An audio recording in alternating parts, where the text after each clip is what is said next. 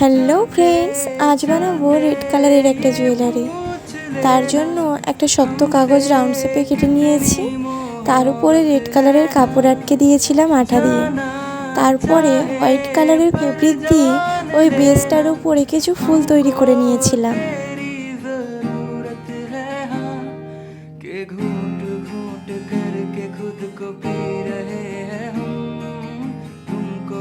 ফুলগুলো তৈরি করা হয়ে গেলে তার মাঝখানে হলুদ কালার করে দিয়েছিলাম। এই ধরনের ফুল বানাতে বেশ ভালোই লাগে। এর সাথে দুটো কানেরও তৈরি করে নিয়েছিলাম। তারপরে একটা সিলভার চামচ নিয়েছিলাম, যেটা ওই হারটার সঙ্গে আটকে দিয়েছিলাম, আর কানের দুটোতে সিলভার চুড়ি আটকে দিয়েছিলাম। তারপরে রেড কালারের টাসেল আর রেড কালারের কার্টেন বল লাগিয়ে দিয়েছিলাম। তো দেখো, তৈরি হয়ে গেছে জুয়েলারিটি। ভালো লাগলে লাইক, কমেন্ট এন্ড শেয়ার করে দিও।